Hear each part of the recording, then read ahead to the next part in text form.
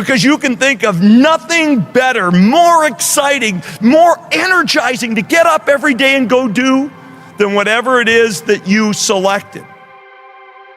And I think you really have to have a passion about it, and you have to have a reason to succeed. It isn't to be just something that you want to be, that you have to have a niche and a passion. You need those two things.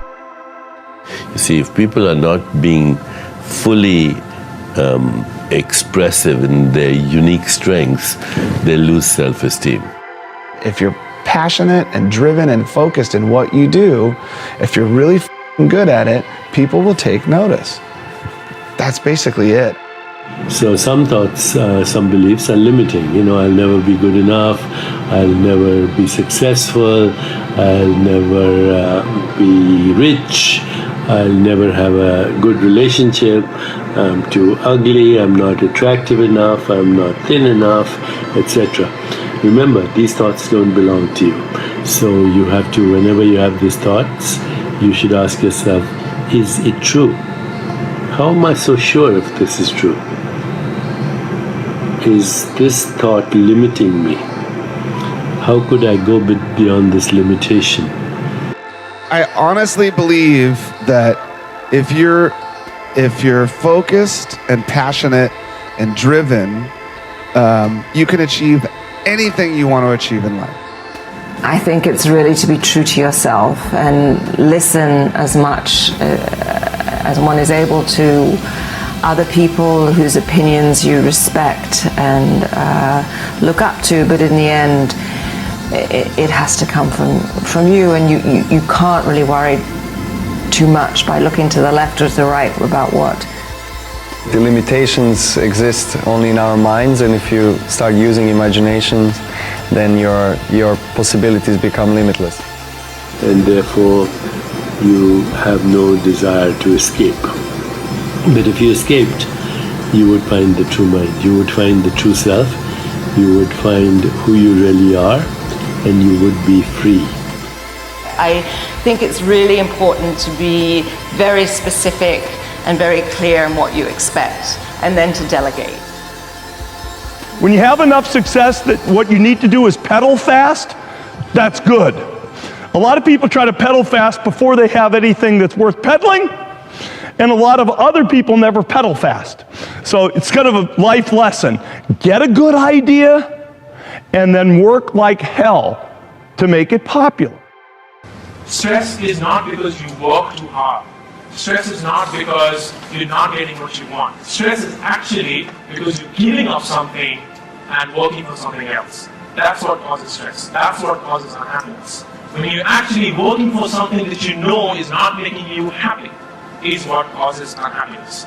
All our work, all our lives, all our relationships, it's amazing how much people continue to be in that sphere even when they know they're not happy. You better stay on top of yourself and really measure. Unless people measure themselves, you don't get any better. You cannot succeed unless you are really holding yourself accountable and owning outcomes. And if you don't love what you do, you don't compelled to work hard, you don't persevere through this, he says you're going to quit and give up because it's hard. You want to take responsibility for your life. I got me here, I can get me out of this. Don't try and imitate that. Find your own way. Find your own voice. Find your own feelings. And that will give you a unique opportunity. How many times have you heard people say, this can't be done? It's your job to remove those myths and to get things done. Don't put a question mark where God has put a period. All of us have things we don't understand. One reason is we can't see the big picture for our lives. You want to lay the foundation for a future fortune, you've got to learn more than one skill.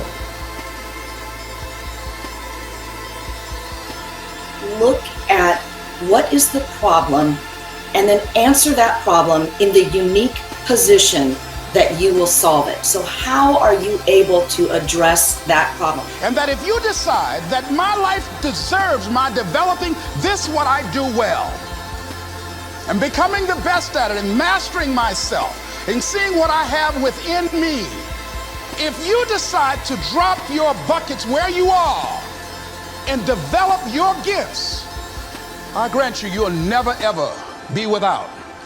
I grant you that your gifts will take you places that will literally amaze you. You can decide that I'm going to live each day as if it were my last. You have the power to make that decision. You can decide I'm going to work on myself and develop myself. I'm going to empower me. And all of these things that are happening to me right now, they're just temporary inconveniences. They're not stronger than I am. I'm in charge here.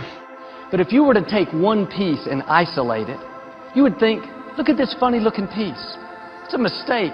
It's not going to fit anywhere. It's an odd shape. There's nothing beautiful about it. But the fact is, that piece has a perfect place. It's already been fitted, planned, designed. When the other pieces come together, it will fit in. The reason you can't see it now is because they all are not in place yet. To win the respect of intelligent people and the affection of children, to earn the appreciation of honest critics, and endure the betrayal of false friends. Appreciate beauty, to find the best in others, and to leave the world a bit better. That discomfort you're feeling, it's not just a random pain. Those are birth pains.